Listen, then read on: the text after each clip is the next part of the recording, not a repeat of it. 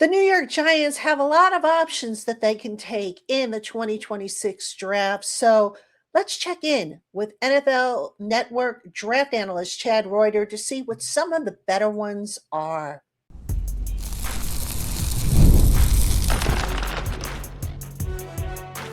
You are Locked On Giants, your daily New York Giants podcast, part of the Locked On Podcast Network, your team every day. Today's episode of Locked On Giants is brought to you by FanDuel. Use your profit boost on an NBA future and get entered for your chance to win a trip to the NBA Finals. Play your game with FanDuel, the official sports betting partner of the NBA.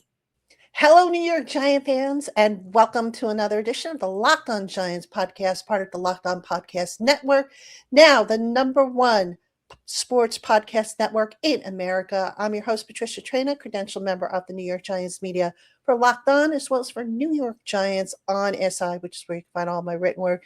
And as always, we welcome on in our everydayers, our newcomers, and everybody in between. Thank you for spending part of your day with us here on the Locked On Giants podcast. And folks, next week is the NFL Combine, which means the draft is not that far away. So what better topic to discuss than the draft? And of course, we have with us today Chad Reuter of NFL Media. He is a NFL Network analyst.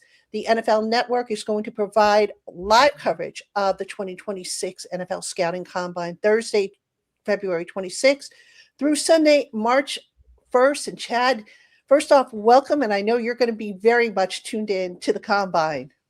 I will. I'm very fortunate in the ability to attend the Combine, be on the floor, watch the workouts, and people can read my write-ups on NFL.com right after the event closes each night. Well, I know I look forward to reading all the write-ups from NFL.com. They're so well done. So, Chad, let's dive into some of the hot topics with this upcoming draft class. Now, there's a lot of different opinions floating out there. You, of course, have done your research. I want to start with the overall quarterback class because obviously teams that need quarterbacks are going to be looking to trade up. Some people say that this class is not very good. Some people say it is good. What's your take overall on this quarterback class? It's not one of the better classes. It will maybe be a little better than the class a couple of years ago, where we had one in the first round and then three in the third round. You're going to see Fernando Mendoza go number one to the Raiders more likely than not. Looks like he's locked in there. Ty Simpson from Alabama may go in the first round, somewhere in the middle to late part of the first round. And that's where it gets interesting. If he's available later in the first round, a team like the Jets could do what the Giants did last year and move, back up into the end of the first round to get their quarterback. It's possible. So, and with all the carousel going around this year, in the depth, there's interesting guys for depth. Carson Beck from Miami is going to be that second, third round guy. Drew Aller from Penn State, who people kind of forget about because he's been injured for a while.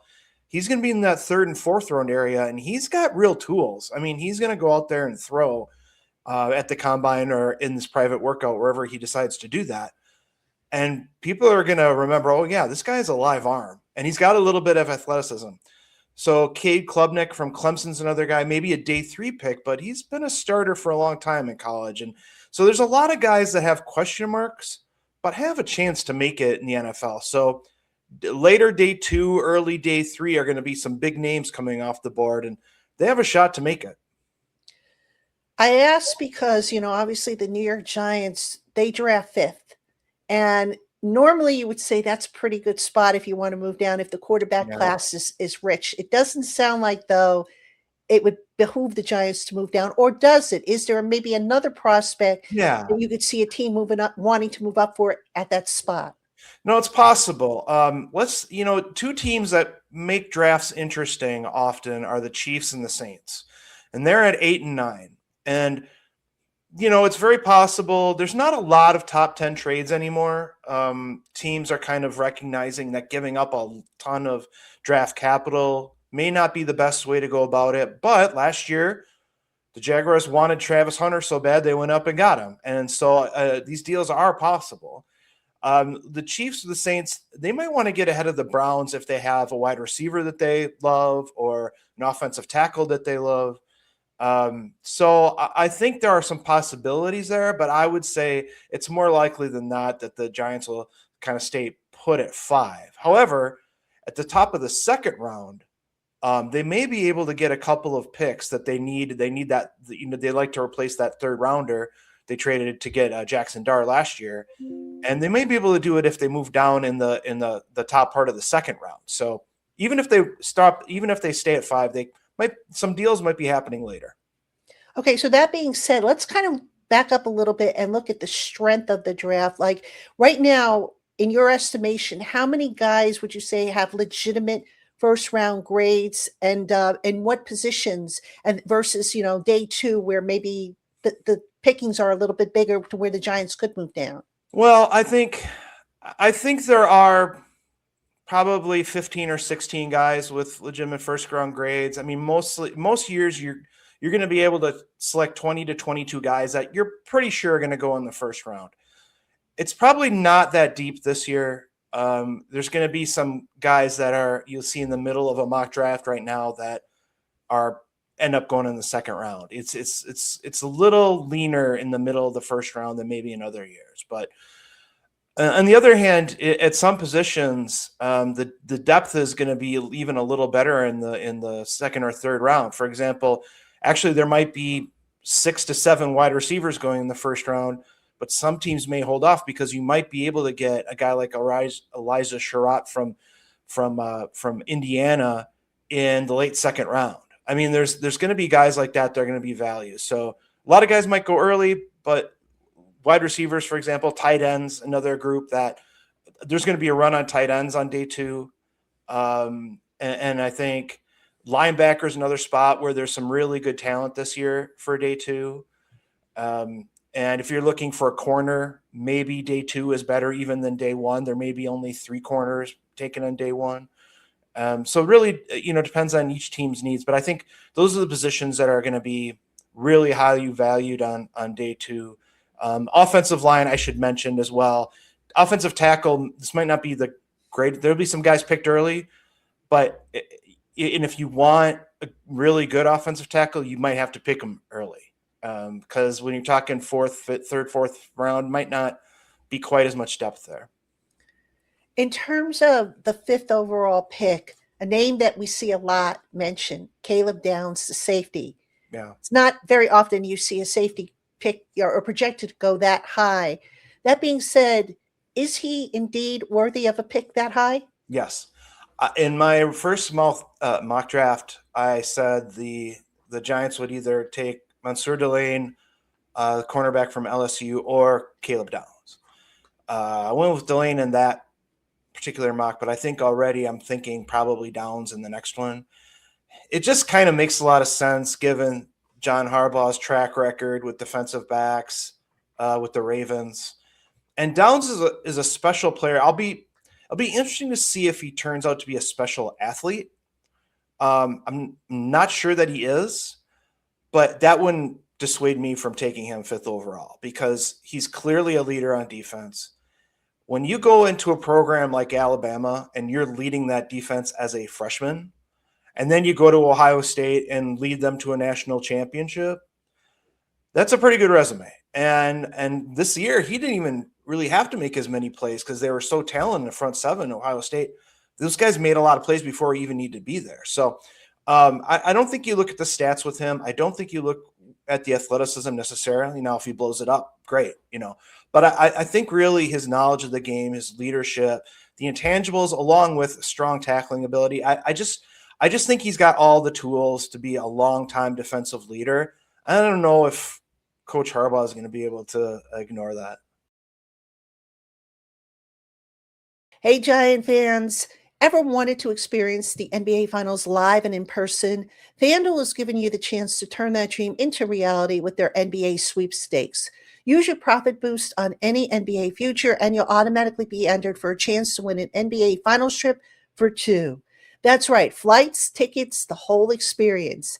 If you're already looking at the board and thinking about which team can make a deep run, this is the perfect time to lock it in. I love futures this time of year, whether it's picking a team to win the championship or grab a conference title. It adds that extra layer of excitement to every game down the stretch. So go on and visit fanduel.com to get started and use your profit boost on an NBA future and get entered for your chance to win a trip to the NBA Finals. Play your game with FanDuel, the official sports betting partner of the NBA. In terms of receivers, I mean, another position that has been mocked to the Giants a lot at number 5, you see Jordan Tyson, you've seen Carnell Tate. I mean, are any of those guys, do you think, realistic possibilities for the Giants, or are they maybe being overprojected at this point? I think it's possible, but I think unless one of them really shows special athleticism to go along with it. For example, Jordan Tyson was a guy earlier in the year that people thought might go that high, but then he got injured, and it's not sure how he's going to work out and things like that. And it's going to be interesting to see how that progresses. Carnell Tate is simply a professional receiver playing college football. And teams have seen, hopefully they've learned from guys like Jackson Smith and Jigba, Mika Buka, like these guys that go later in the first round and turn out to be excellent receivers. Maybe they say, hey, maybe we should take this guy a little more seriously a little earlier. So maybe he ends up being in that conversation at 5 or at 6 even to Cleveland. So I think Tate has a chance. Mekhi Lemon might be my favorite guy in the draft, but I don't know. He's not the typical super fast, super big kind of guy, that super tall kind of guy that goes in the top 5. But look, Malik Neighbors has been pretty good. And I think Lemon is a different receiver, but he reminds me of Neighbors in terms of not being the biggest guy, but just being ultra competitive and wanting the ball. And I think that's really important at that position. So he's going to get some conversation in the top 10 too. I wouldn't think the Giants would go that direction this time around. Maybe if they end up trading back, a guy like that, or Mansour Delane gets into the conversation again at corner. But I think really their focus probably will be on defensive back and maybe other positions. Just, sticking with receiver for a second, is this a heavier slot class or outside guy? I think you can find, a little bit of everything this year. I don't think it's particularly heavy in one way or the other. It's interesting. A lot of people will project a guy to be one or the other, and it turns out he's even better at the other spot. For example, Justin Jefferson, for some reason out of LSU, everybody thought he was purely a slot receiver. I don't know why that was. That wasn't the case. Same thing with Jackson Smith and Jigba. Everybody projected him down in the 20s because he's a slot receiver. Same thing may happen with Mekhi Lemon. But I don't know if anybody's noticed, but slot receivers have become pretty important in the NFL. And you can get a guy on the outside that can make some plays for you. And I think there's some guys in that category that can do that this year. But I'd like Tyson that we've talked about. Tate can be an outside receiver and play inside. There's a lot of guys that could probably do a little of both, but let's not overlook the guys that are playing inside, because I think they've been a motor for a lot of offenses in the NFL the last few years. Right. Now, at offensive tackle, and I'm probably going to butcher the gentleman's name, Francis Mauigoa from Miami. What's your take on him? Is he a solid prospect for like a fifth overall pick? Yeah, I think it'll be interesting to see if a team that a guy that's only played right tackle is going to go that high. I'll be very interested in that. And I think both tackle slots have become obviously very important in the NFL because you get edge rushers on either side of the line now, elite ones, and you need to be able to stop them. Mauigoa is really a strong run blocker, and he may be projected to guard by some teams. So I don't know that he'll go 5th. It's possible Arizona may have interested in him. I probably would hold off on a tackle that high in the draft though this year. Spencer Fano from Utah at least has played both sides of the line and been pretty successful at it. And he's also a very strong run blocker. Mauigoa is very he's really a strong run. I mean, he gets after his guy. He's very strong grip. You really like that, his run blocking. Pass protection could be an issue at times. So I think he's a possibility, but I'm not sure I would go that high with him on this. Now, for day 2, you mentioned there might be a possibility that the Giants consider trading down to recoup the Yeah. third-round pick that they don't have. One guy whose name keeps coming up as a trade possibility, and, this is not obviously a draft pick, but Kayvon Thibodeau's name keeps popping up Yeah. as a possibility to get back some draft picks. Would you make that trade knowing, how the talent is starting to slot in on day 2? Do you think, some team looking to get an edge rusher, for example, might benefit by going that route and giving up, an extra pick or 2 for the Giants? Yeah, I mean, I think if a team is willing to part with a second round pick for Thibodeau, they may have interest. I don't look. You're not going to find a talent like that just sitting around in the second or third round waiting for. I mean, that's not likely. They're going to go in the first. So if you're looking to replace him in the second round, it's kind of tough. But I think if they are confident with the guys they have, if they think they can find enough depth later, then I think they have to listen for that second round pick if they're able to get it, and probably another pick at some point in this draft or maybe the next draft if they can get a second round and maybe a third round next year or something like that. Then probably that conversation would probably happen.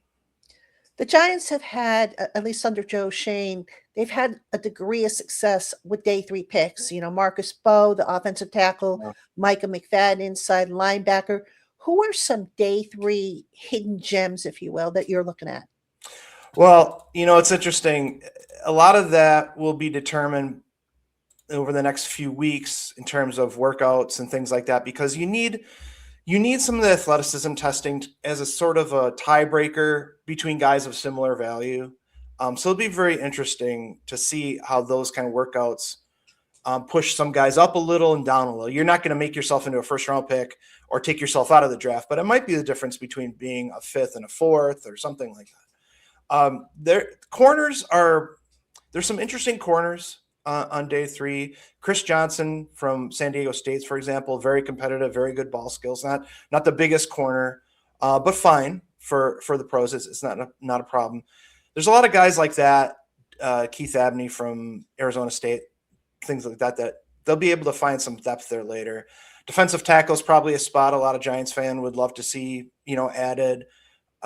So there's some good run stuffers that are going to be in rounds 3 and 4 that I think would be good for them. Tim Keenan from Alabama, for example, would be a really good pick. If they decide to if they trade Thibodeau and want to find another pass rusher, there are underrated guys like Wesley Williams from Duke.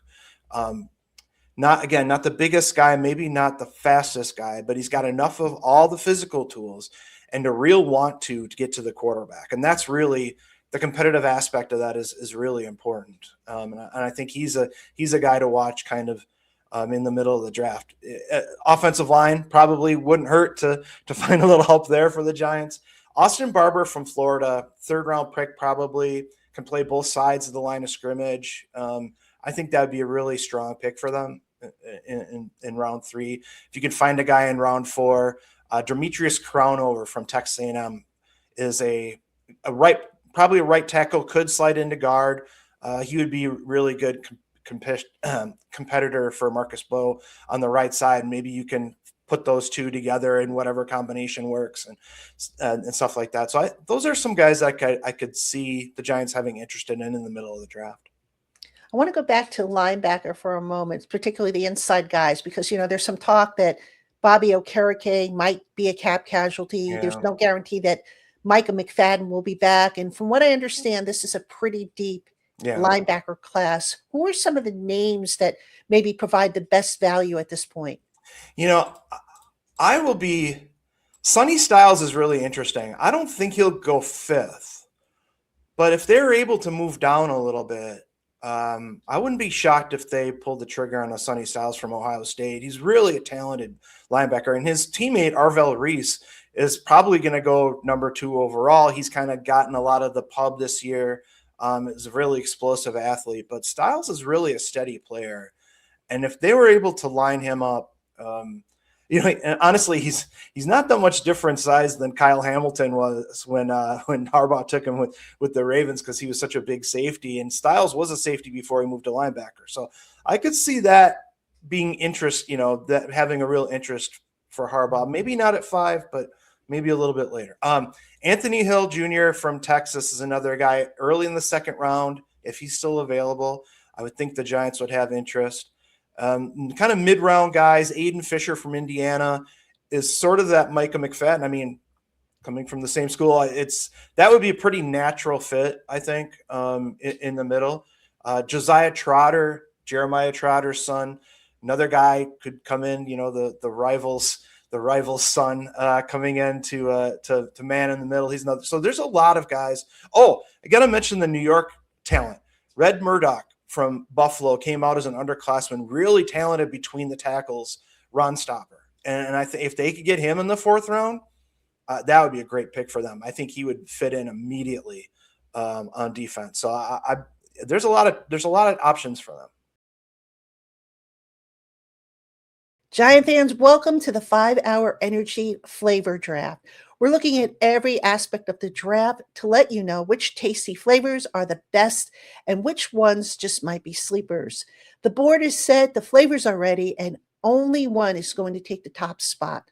5-Hour Energy has a wide variety of flavors, something for everyone, and their shots give you a boost of energy with 0 sugar. There are so many great flavors to choose from, but the one that sits atop of my draft board is Strawberry Banana, a tropical delight featuring sweet strawberry flavor up front and a soft, mellow banana finish.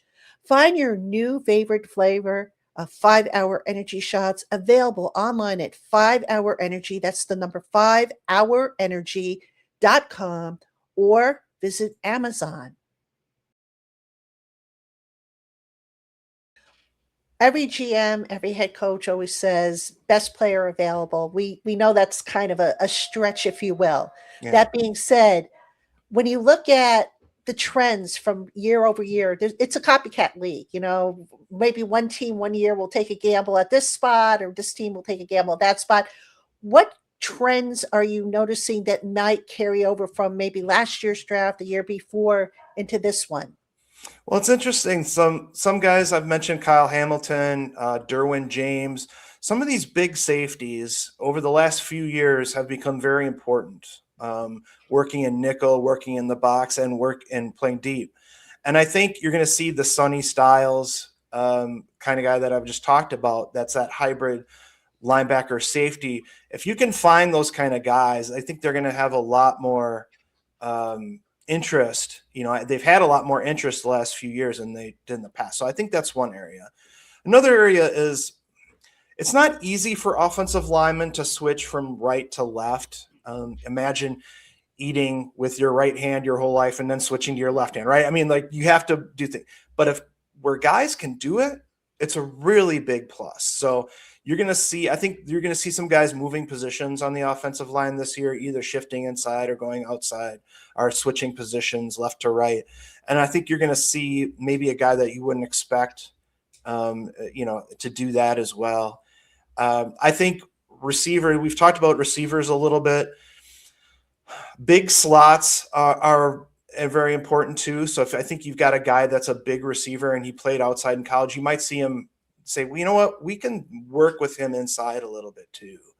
And it's a really difficult matchup as safeties get used more in nickel. You want more, if you can get a bigger receiver with speed to match up with them, that would be great. And of course, you've also got the 5'9" slots that you want to match up with them as well. But I think those are some of the areas where teams are becoming I wouldn't say, you can't say like in basketball, it's positionless basketball, but in some areas, for example, Arvell Reese from Ohio State and Sonny Styles, actually, both guys, you might see them as an edge or see them as a linebacker, but they're going to do both. And I think they're going to rush the passer and they're going to drop into coverage and they're going to play the run. And I think there's not as fine line between off the ball linebacker and edge as there used to be.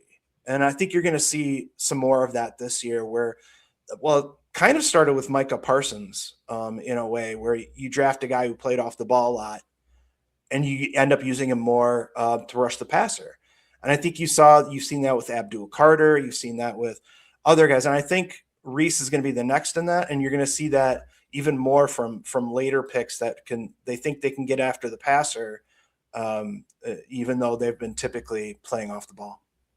And then, Chad, final question for you. And this one comes from one of my everyday or club members, my loyal listeners. He says, we put a lot of emphasis, us being media and novice draft experts, if you will. I know that's a misnomer. We put a lot of emphasis on stats, player stats, to kind of get a picture of who's really good, who's not.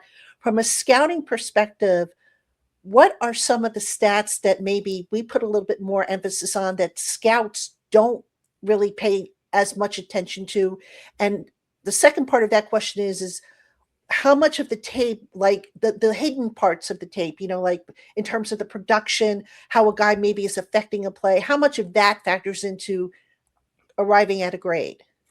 Yeah, I think stats can be misleading in terms of just because a guy is productive in college doesn't mean he's going to be productive in the pros.